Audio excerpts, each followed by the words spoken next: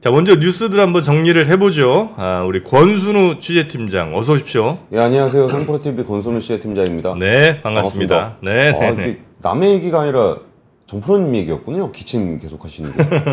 약간, 돌아다니다 보면, 예. 에어컨을 좀 세게 튼 데들이 종종 있어요. 아무래도 뭐, 전자기기 같은 것들, 온도 때문에 또 그렇다고는 하는데, 그래서. 저도 지금 좀 전에 약 먹고 들어왔어요. 아, 그래요? 목이 좀 안 좋아가지고. 네. 에어컨 뭐 센 걸로 한 2시간 맞으면, 상태가 안 좋아집니다. 머리도 좀 아프고. 어제 뭐 비 오는 것도 보니까, 뭐 이렇게 비가 이렇게 오다 안 오다 그러면서 올 때 확 왔다가, 안 올 때 좀 안 오다가 막 그러는 게, 제가 얼마 전에 그 지역 제조업체들을 좀 만났었는데, 네. 거기에 이제 비가 오는 경우를 대비해가지고 어느 정도 기준이 있대요. 안전 기준이. 근데 그게 기간을 좀 길게 잡고 있다는 거예요. 그러니까 비가 뭐 예를 들어서 뭐 10cm가 오면은 좀 이렇게 해야 된다라고 할 때 그 기간이 예를 들어서 뭐 이틀, 3일 뭐 이렇게 잡았다 그러면 네. 요새는 한 번에 온다는 거예요. 그러면 그거를 이제 안전 기준이라는 게 오히려 안 맞을 수 있다는 거예요. 그렇죠. 네, 예전에 비 오는 스타일이 아니죠. 예, 그래가지고 작년인가 그 포스코에 비 와가지고 그냥 아예 물에 잠긴 적이 있었잖아요. 그 포항 지역에. 네. 그런 일이 의외로 많이 발생할 수도 있다 그러니까 뭐 기업 제조업체들은 좀 진짜 비 오는 거에 대한 관리를 좀 잘 하셔야 될 것 같긴 합니다. 네. 그리고 비만 내리는 게 아니라 미국 증시도 내렸습니다. 미국 증시가? 예. 나스닥? 예, 다우존스가 더 많이 내렸어요. 그래요? 1.29% 내렸고요. 나스닥 지수는 0.7%, S&P 500은 0.78%가 내렸습니다. 요즘에 그 나스닥 지수가 어제 2.77% 내렸었잖아요. 그러면서 그 2022년 12월 이후에 가장 큰 낙폭을 기록을 하고 있는데, 네. 주로 이제 기술주 중심으로 많이 빠지고 있습니다. 뭐 애플 같은 경우가 2% 넘게 빠졌고, 알파벳이 1.86%, 마이크로소프트가 0.7% 정도 하락을 했습니다. 네. 뭐 이런 얘기를 첫 번째 뉴스로 바로 연결시켜서 같이 보시죠. 요즘 증시에 가장 큰 영향을 미치는 거는 금리도 아니고 물가도 아니고 미국 대선 후보들의 발언입니다. 말 한마디 한마디에 막 출렁출렁거리고 있는데, 네. TSMC가 1.43% 하락을 했어요. 한번 기술주들 한번 같이 보실게요. 네. TSMC가 어제 그 어닝 서프라이즈를 기록을 했습니다. 그래서 2.43% 하락했습니다. 5일 기준으로 보면은, 지난 5일 기준으로 봤을 때 TSMC는 지금 5일 기준이거든요. 지금 보여드리고 있는 게. 그리고 어제 기준으로 보면은 어제도 그러네요. 2.43% 하락을 했네요. 이게 숫자가 좀 이상하긴 한데, 그 TSMC 실적을 보면은 잠시만요. TSMC가 매출액이 32% 늘어났군요. 예. 순이익이 36% 증가했고. 그러니까 순이익은 36%가 네. 증가를 했습니다. 그래가지고 이제 TSMC가 굉장히 좋은 실적을 기록했음에도 불구하고 주가가 하락했던 거는 아무래도 그 트럼프 전 대통령이 그 대만 돈 내라. 뭐 그 방위비 같은 거 같이 내야 되는 거 아니냐라는 얘기를 한 게 있었고, 네. 여기에 더해서 그 공장을 짓기로 했잖아요. 공장을 지면은 거기다 보조금을 좀 지급을 하잖아요. 그럼 거기에 대해서 뭐 그들은 미국에 공장을 짓겠다고 했지만 이후에는 다시 자기 나라로 가져갈 거다. 네. 라고 얘기를 하면서, 사실 이거는 반도체를 공격한다라기보다는 바이든 대통령의 칩스법을 공격을 하고 있는 거예요. 그러니까 뭐 이렇게 남의 나라 기업한테 돈 줘가지고 여기다 공장 짓게 하면은 거기 해놓고서, 근데 말이 안 되잖아요. 이게 무슨 물건 만들고서 가져가는 것도 아니고, 공장을 지었으면은 거기서 장사를 하는 건데, 그러니까 운영을 하는 건데, 이걸 다시 가져가겠다라는 게 말이 안 되잖아요. 네. 근데 거기 그런 얘기를 하니까, 이거 트럼프 전 대통령이 당선이 되면 그 칩스법에서 보조금 주기로 했던 거 안 주는 거 아니야? 이런 고민을 좀 하게 만드는 겁니다. 네네. 그러니까 그 전날은 바이든 대통령이 오늘 좀 되게 어수선하네요. 예, 바이든 대통령이 도쿄 일렉트론이라든지 이런 데다가 뭐 주는 거에 대해서, 그러니까 중국에 들어가는 거를 네. 뭐 미국의 기술 하나라도 들어가면 뭐 중국에 못하게 하겠다라고 얘기를 해가지고 뭐 ASML 폭락하고 도쿄 일렉트론 폭락하고 그것 때문에 니케이 지수 떨어지고 막 그랬었거든요. 네. 그러니까 지금 안 그래도 좀 어수선한 상황에서 뭐 트럼프 전 대통령은 칩스법으로 보조금 준다 그랬다가 이거 안 주는 얘기하고 있고 바이든 대통령은 저기 뭐 미국 기술 하나라도 들어가면 안 들어간다 그래가지고 지금 SK 하이닉스도 3.6% 빠지고 ASML 같은 경우도 3.7% 빠지고 뭐 AMD 같은 경우도 2.3% 가지고 이거 한번 보시면은 네. 반도체 주식이 다 빠졌어요. 지금 증시를 이끌고 가고 있는 게 AI 관련한 데고 그 중에서도 가장 먼저 실적을 내고 있는 반도체 쪽이잖아요. 네. 근데 이런 데들이 많이 빠지고 있는데 좀 이런 부분들에 대해서 어떤 느낌이 드냐면은 그 미국을 중심으로 해서 우리가 지금 미국에다가 의존을 좀 많이 하고 있잖아요. 중국에서 네. 좀 벗어나서 미국으로 가야 된다. 그리고 그거를 유도하기 위해서 미국은 이제 보조금도 많이 주고 뭐 그런 게 있잖아요. 근데 이런 식으로 하다 보면은 미국이라는 나라가 리더십을 유지할 수 있을까라는 생각이 좀 드는 거예요. 그러니까 여기서 뭐 보조금, 그러니까 우리가 걱정했던 거는 막 미국이 막 보조금 주고 뭐 강한 힘을 이용해 가지고 뭐 자기네 자국 우선주의를 한다 그랬을 때 그래도 야 지금은 미국이 좀 가장 좀 돈이 되는 나라니까 그쪽으로 좀 해야 되는 거 아니냐라는 생각을 좀 하잖아요. 네. 근데 칩스법을 통해서 보조금을 준다라고 해서 거기 가고 있는데 여기서 뭐 그거 주면은 다시 가져갈 거 아니냐 막 이런 식으로 한다 그러면 우리가 미국을 신뢰하고 그쪽에다가 뭐 비즈니스를 할 수 있을까? 그러니까 미국이 그 TSMC 같은 데에다가 야 미국 내 공장 세워 돈 줄게 이래갖고 이제 수십억 달러를 주는데 예. 나중에 또 끝나고 나면 자기네 나라 또 가져가는 거 아니냐 이런 의심을 한다는 거지. 트럼프는 한다라는 게 중요한 게 아니고 네. 한다라고 의심한다는 게 중요한 거죠. 그러니까 네. 아니 거기다 제조업을 하는 입장에서는 그러니까 보조금을 준다 그래서 가는 거잖아요. 근데 그 다음 대통령이 야 니네 그래놓고서 다시 갈 거 아니야? 라고 얘기하니까 그러면 보조금 다 안 준다는 얘기인가? 그런 생각이 좀 든다는 거죠. 네, 네. 그리고서 사실 삼성전자 같은 경우도 440억 달러 들여가지고 그 테일러에다가 그 첨단 파운드리 공장 짓고 있는데 여기에 보조금을 64억 달러를 받기로 했거든요. 네. 근데 그 다음 대통령이 야 니네 그래놓고 다시 가져가려고 그러는 거 아니야? 그러면 이거 안 주는 건가?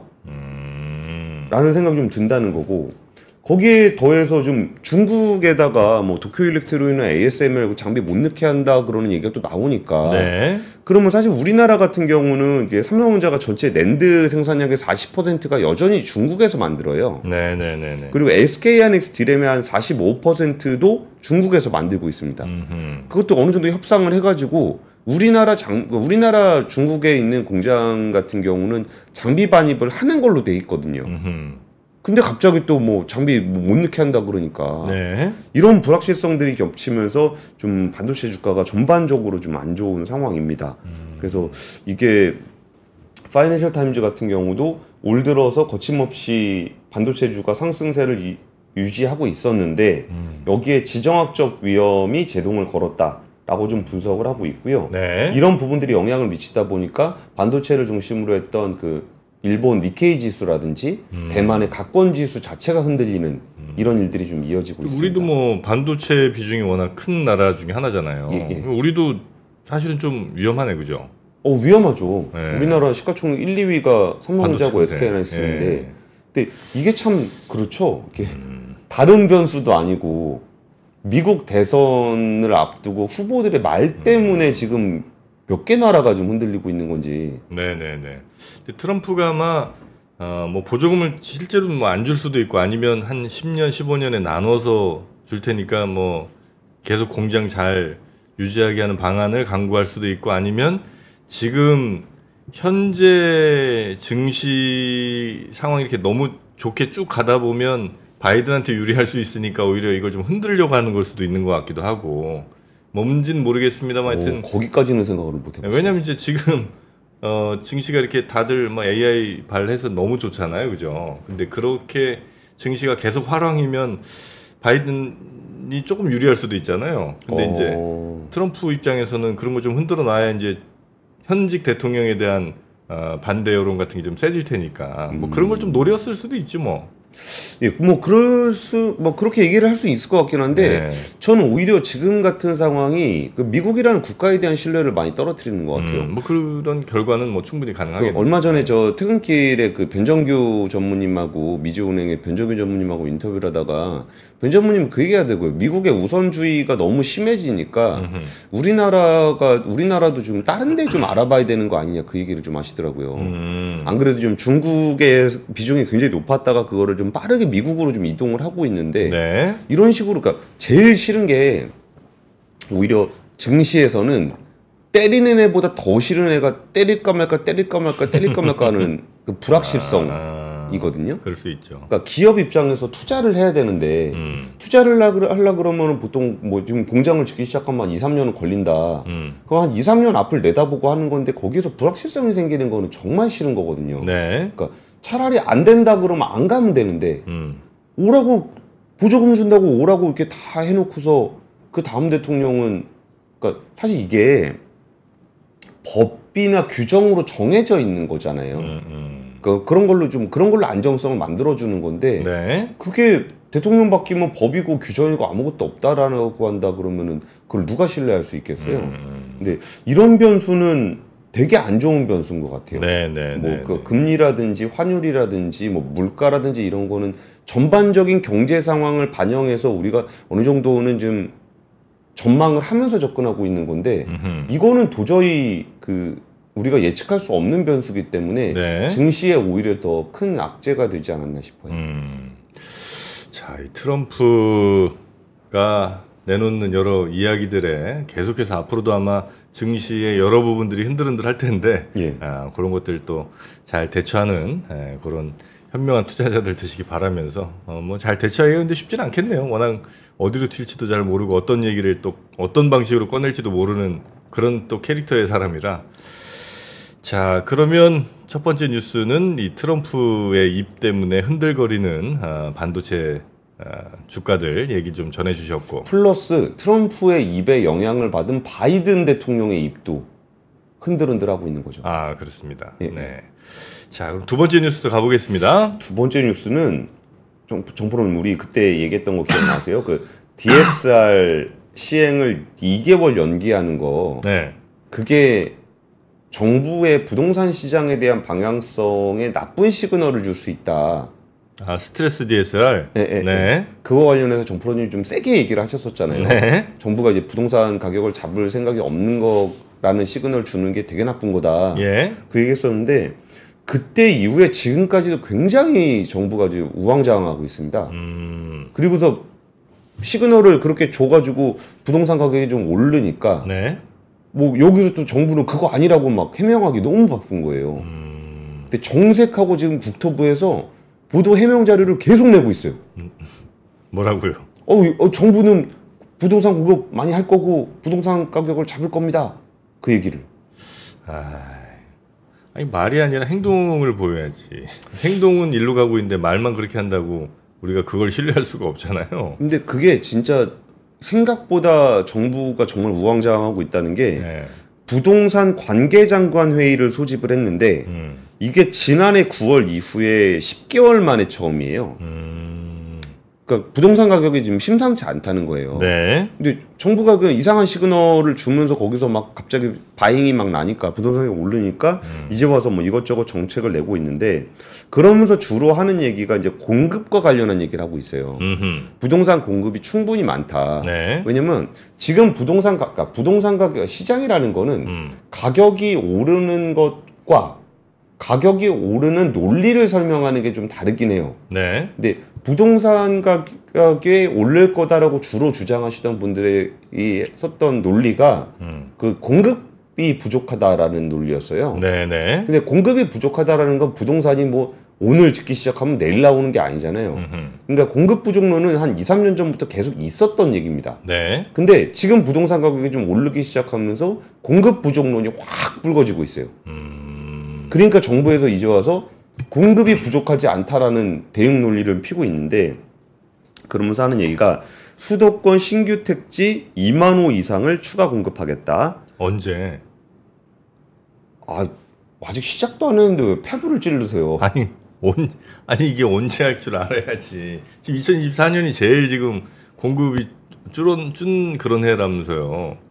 그러니까 그거는 네. 2, 3년 전에 이미 다 예언된 거고. 예, 된 거니까. 네. 언제라고 얘기하시니까 원래 그게 제가 얘기하고 싶었던 그렇습니까? 결론이었는데. 좀 더 들어보겠습니다. 그러면 정부는 2만 호 정도 이상을 공급한다. 저 김 빠져서 안 할래요.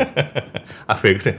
뭐 이거 얼으면 달리면서까지 해야 돼. 3기 신도시 공공택지를 23만 6천 호 분양하겠다. 23만? 예, 23만 6천 호. 그럼 또 그럴 수 있잖아요. 언제 전세 시장 안정을 위해서 연립주택 등 비아파트 공급을 가속화하겠다. 가계부채 하향 안정화 기조를 강화하겠다. 라고 얘기하면서 그 최상목 경제부총리가 이런 조치에도 불구하고 시장 과열에 나타난다면 특단의 조치도 강구하겠다라는 얘기하면서 뭐 그 그린벨트를 해제하는 뭐 그런 얘기들도 좀 나오고 있습니다. 네. 그러니까 여기서 이제 패닉바잉 얘기가 나오는 이유가 올해부터 입주 물량이 좀 줄어들고 그리고 이제 인허가 쪽이 좀 부족하다라는 얘기를 좀 하고 있어요. 그러니까 인허가가 부족하다. 그러니까 뭐 정부에서 하는 얘기는 그겁니다. 뭐 착공 물량이라든지 준공 물량은 전년 대비해서 부족하지 않다라고 얘기를 하고 있어요. 그러니까 착공이나 준공 관련해서는 뭐 착공은 한 2년 정도 얘기고 네. 준공은 올해 다 지은 얘기고, 그러니까 올해는 주택 공급이 뭐 부족하지 않다라고 얘기하고 있지만 사람들이 얘기하고 있는 건 주로 이제 인허가 관련한 얘기를 하고 있거든요. 네. 인허가가 많이 부족한 경우에는 한 2, 3년 후에 부동산 공급이 부족하다라고 얘기를 하고 있는 건데 그 얘기에서 지금 정부가 얘기하고 있는 건 예를 들어서 뭐 3기 신도시나 뭐 그런 얘기는 2029년 막 이렇게 되거든요. 그러니까, 2029년. 예. 네. 그래서 이런 부분들에 대한 얘기들이 좀 나오면서 정부가 좀 굉장히 좀 뭔가 좀 대책은 내놓고 있는데 네. 시장에서는 뭐 그게 아까 정부님 말씀대로 이거 언제 29년 당장 내년에 부족할 것 같은데 29년에 공급한다고 이런 얘기들이 좀 나오고 있는 그런 상황이에요. 그러니까 올해 내년 부족할 거란 건 이미 다 예상됐던 거고, 그죠? 네. 그래서 이거 어떻게 해결할 거냐, 아파트 값 더 들썩이지 않을 거냐는 걱정들을 많이 하셨는데, 그래서 이제 다행히 시장이 좀 안정기에 들어서는 상황에 이제 마침 요 공급 부족 때가 맞춰져서 뭐 크게 많이 오르진 않겠구나 생각을 했었는데, 정부가 계속 뭐 신생아 특례 대출이니 뭐 신혼부부 어쩌고 해갖고 뭐 몇십조를 풀었잖아요, 대출로. 그러니까 이 시장이 막 갑자기 그 어마어마하게 들어온 그 유동성에 가격이 막 뛰고 이런 상황이 됐고, 여기다 플러스 이제 공급 부족까지 겹치게 되니까 더 가격이 뛰게 되는 건 너무나 예상 가능한 일이었잖아요. 예. 근데 요걸 이렇게 해놓고 괜찮다, 공급 이상 없다, 뭐 이런 걸 지금 이제 얘기를 하면 이 시장에서 과연 정부의 발표나 이런 걸 어떻게 신뢰를 하고 대응을 하겠습니까, 그죠? 그러니까 근데 이게 부동산이라든지 주택 정책 관련해서는 그러니까 지금 얘기하시는 게 정프로님도 그러니까 언제 뭐 그런 얘기 바로 나오는 게 오늘 짓는다고 내일 나오는 게 아니잖아요. 그렇죠. 네. 그러니까 주택 공급이 꾸준하게 계속 나온다라는 것에 대한 신뢰를 좀 줄 필요가 있는 건데 그 전에는 사실 그 DSR을 뒤로 넘겼던 거는 그 다른 정책하고의 연계성이 좀 있었거든요. 네. 그 자영업자 관련한 정책하고 PF 관련한 정책을 앞두고서 좀 얕은 수를 쓴 거죠. 그러니까 가계부채 정책을 그러니까 가계부채를 안정화시키는 방향으로 쭉 가겠습니다라고 해서 계속 갔어야 되는데, 네. 그러니까 다른 식으로 뭐 자영업자도 좀 신경이 쓰이고 PF도 신경이 쓰이고 그러니까 가계부채 정책을 조금 풀어주는 듯한 뉘앙스를 준 거잖아요. 네네네. 그랬더니 거기서 갑자기 확 튀어버리니까 정부가 이제 와서 또 확 돌아서 가지고 뭐 부동산 공급하겠습니다. 그러니까 정프로님 얘기하신 것처럼 그래서 언제 29년에요. 이러니까 또 시장에서는 굉장히 시니컬한 반응을 좀 보이게 되는 그런 상황들이 계속 연출이 좀 되는 거죠. 네. 정책에 대한 신뢰성은 굉장히 중요한데, 근데 여기서 또 하나 우리가 지적하고 싶은 포인트가 뭐가 있냐면은 주택 공급이 잘 안 되는 이유가 뭘까요? 주택 공급이 잘 안 되는 거? 인허가가 왜 지금 많이 줄었을까요? 건설비가 너무 올랐고, 예, 그래서 채산성 안 나오고. 맞아요. 네. 그러면 주택 공급을 늘려야 된다 그러면 어떤 걸 해줘야 되죠? 주택 공급을 늘릴 때 뭐 공공택지 같은 데다 해야 되나? 그러니까 건설업체 사업성을 강화하기 위한 지원을 해줘야 된다는 얘기로 이어져요. 그거는 쉽지 않은데. 그러니까 이게 같은 얘기거든요. 공급이 잘 안 되는 이유, 인허가가 잘 안 되는 이유는 네. 사람들이 부동산 시장에 대한 기대감이 좀 낮기 때문에 분양을 잘 응하지 않고 가격을 그렇게 높게 안 써준다는 거거든요. 네. 그러니까 건설업체들 같은 경우에는 사업성이 좀 잘 안 나오고 하는 거라 어쩌면 부동산 공급이 잘 안 되는 건 자연스러운 걸 수도 있어요. 네. 부동산 시장에 대한 전망이 별로 안 좋으니까. 그럼 우리가 이런 얘기를 하면서 내놓을 수 있는 결론이 그러면 건설업체가 사업성을 좀 강화해서 집을 지을 수 있도록 지원책을 강구해야 된다. 건설업체 지원책을. 그런 식으로 얘기가 좀 이어질 수 있다는 부분들도 좀 고민이 좀 되는 영역이에요. 네네네. 자, 그래 하여튼 뭐 정부는 공급에 문제 없다 이런 얘기를 하고 있는데 이건 뭐 지금 현재 시장의 분위기를 바꾸거나 아니면 소비자들이 믿기는 조금 의지하기는 조금 쉽지 않은 그런 발표인 것 같다. 그리고 그때 DSR 이후에 생각보다 정부가 여기에 굉장히 우왕좌왕하고 있다. 정부가? 예. 알겠습니다. 자, 우왕좌왕하지 않기를 바라면서 세 번째 뉴스 가볼까요? 세 번째 뉴스는 채권전 얘기 조금 더 해보려고 그러는데요. 그러니까 2+2에 대한 기대감이 꽤 큰 것 같아요. 그 2+2, 예. 지금 두기에 대한 그 우선 협상권을 갖게 됐는데 한 2+2가 될 가능성을 좀 높게 보는 것 같습니다. 그리고 이제 채권전 관련해서는 우리나라가 무슨 원전 덤핑했다 뭐 이런 얘기가 좀 얘기가 좀 있었는데 그래가지고 어제 정부 세종청사에서 관련한 브리핑이 좀 있었습니다. 그 안덕근 산업통상부 장관이 직접 브리핑을 좀 했는데요. 이게 원래 처음에 나왔던 얘기가 그 원전 4기를 기준으로 해서 30조 원 얘기가 좀 있었어요. 4기에 30조 원. 네. 근데 이번에 2기에 24조 원 나왔거든요. 그러니까 이 정도면 그렇게 싸게 나온 건 아니거든요. 그럼 뭐 프랑스의 반값이라는 게 제일 큰 것 같은데. 근데 그거 저도 이제 원전 분들하고 좀 얘기를 해보면은 우리나라가 좀 잘 짓긴 잘 짓더라고요. 싸게. 예. 뭐 그건 뭐 우리 또 특징이죠. 근데 그게 정말 그냥 우리가 그냥 헐값에 해서 뭐 중국이 그냥 밀어내기 하듯이 그렇게 해서 저가수주하는 그런 레벨이 아니고 그냥 프랑스나 미국에서 원전 짓는 거 보면은 공기가 늦어지는 게 너무 되게 아무렇지도 않더라고요. 막 10년씩 더 걸리고 막 그러는 게. 그러니까 10년이 더 걸린다라 그러면 거기서 이렇게 원가가 계속 늘어나는 거잖아요. 사람도 10년을 더 고용해야 되는 거고 돈 빌린 것도 10년을 더 빌려야 되는 거고 그러니까 뭐 이자 비용이나 인건비나 이게 훨씬 더 들어가게 되는 건데 여기에 대해서 우리나라는 그 딱 정해진 기간에 만들어주는 그런 것만 하더라도 비용 절감이 상당히 많이 되거든요. 그래가지고 지금 2기의 추가 발전을 확정할 경우에도 우선 협상 대상자가 이제 한수원이라는 거예요. 그러니까 이 2기에 대해서 우선 협상 대상이 된 것도 맞고, 그리고 여기서 추가로 더 나오는 것도 우리가 우선 협상이 돼 있는 상황이라고 합니다. 그러니까 이제 24조 원 플러스 24조 원 하면은 48조 원 규모의 원전 건설 사업이 이제 한국이 맡게 될 가능성이 굉장히 높다. 라고 좀 보시면 될 것 같고요. 그리고 이제 어제 그 브리핑에서 주로 나왔던 얘기들은 그 관련 업종들에 대한 이야기였어요. 그러니까 건설을 하는 것도 건설을 하는 건데 여기서는 유지보수 같은 것도 되게 꽤 시장이 크거든요. 한 번 지면은 최소한 30년은 유지보수를 해야 되잖아요. 그렇죠. 그럼 그런 부분들에 대한 그것도 상당히 길게 가는 사업이기 때문에 그 한 60년 운용한다라고 보면은 건설비보다 더 큰 포션을 차지한다라는 얘기가 어제 브리핑에서 주로 좀 얘기가 나왔었어요. 체코가 이거 낼 돈은 있는 거겠죠, 그죠? 아니 왜냐면 체코에 우리가 또 돈 많이 빌려준다면서요. 빌려주는 거는 빌려주는 거죠. 그러니까 빌려주는 거잖아. 왜냐면 당장 돈이 별로 없으시니까 우리가 이제 대신 돈 빌려주고 이제 지어주고 대신 이제 조금 아마 나눠서 이렇게 하면 좀 받을 것 같긴 한데. 그렇죠. 원래 그렇게 합니다. 그래서 혹시 그 체코가 뭐 돈 떼먹고 이러지는 않겠죠, 그죠? 그거는 국가신용 등급과 관련한 얘기고 그걸 떼먹으면은 체코가 망하겠죠. 그 디폴트.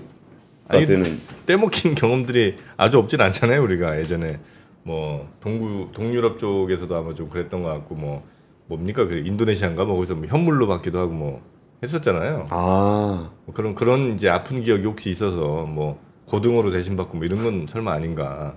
고등어요? 아니 뭐 이게 체코에서 체코 뭐가 특산품인지 모르겠네. 체코 뭐 무슨 저 올리브나 뭐 이런 걸로 이제 받는 건 아니겠죠? 아, 예, 뭐 그렇진 않을 것 같습니다.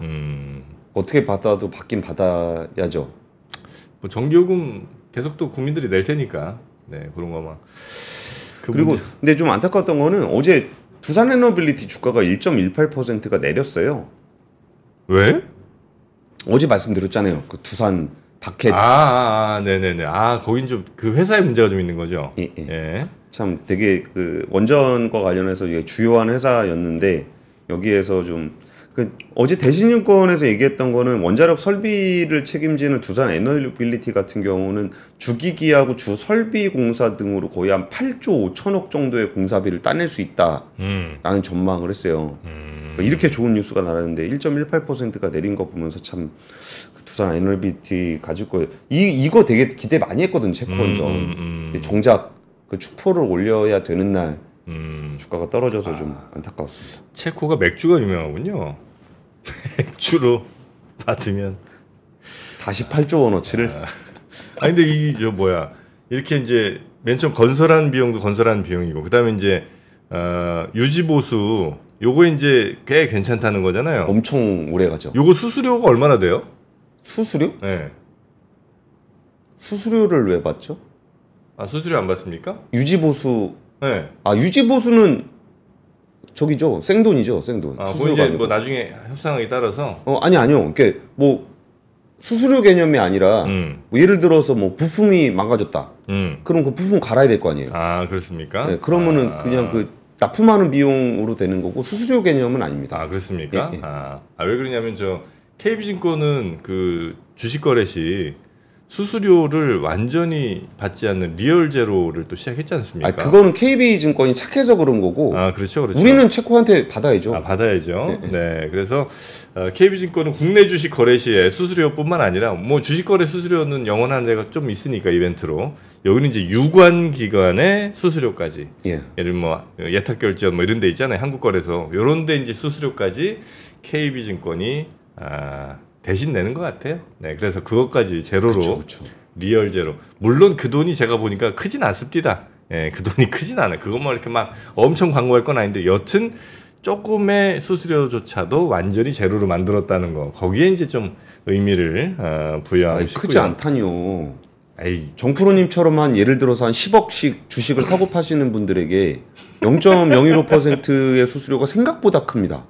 근데 0.01로 아니에요. 근데 그거를 아예 안 내게 해주는 거잖아요. 하여튼 안 내게 해주는 거죠. 예. 또 자주 거래하시는 분들은 또 이것도 약간 신경 쓰일 수 있으니까. 그러니까요. 네, 그래서 여러분에게 수수료 완전 리얼 제로 KB증권 이벤트 소개를 좀 해드리고요. 그리고 퀴즈를 통해서 여러분께 또 스타벅스 커피 아메리카노 250분께 지금부터 또 쏘겠습니다.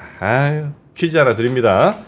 자, KB증권에서 한 주에 3만 원인 국내 주식을 100주 매수했을 때 발생하는 수수료는 얼마일까요? 하는 게 퀴즈고요. 1번 빵원 0원, 2번 4만 5천 원, 3번 10만 원입니다. 자, 이 퀴즈를 맞춰주시면 되고요. 이 퀴즈 링크가 있죠? 네, 그 퀴즈 링크 지금 채팅창에 올라가고 있으니까 요거 이렇게 정답 맞춰주시면 250분께 250분 아메리카노 시원하게 한 잔씩 저희가 쏘도록 하겠습니다. 그러니까 3만 곱하기 100 곱하기 0은 몇인가? 뭐 그거랑 비슷한 거죠. 네. 자, 그러면 여러분과 함께 하는 이벤트 요거 쭉 많이 좀 해주시고 그래 또 많이 해주셔야 또 저희가 이런 이벤트 많이 또 갖고 와서 여러분께 또 선물 많이 쏘지 않겠습니까? 자, 그럼 오늘 이벤트까지 해서 뉴스함 요 정도로 마무리할까요? 예. 네, 우리 권순우 취재팀장님 한 주간 고생 많으셨고 주말 잘 보내시고 월요일에 뵙겠습니다.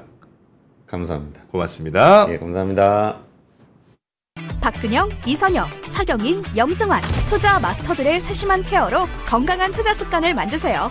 3프로 멤버십 3프로 앱에서 확인하세요.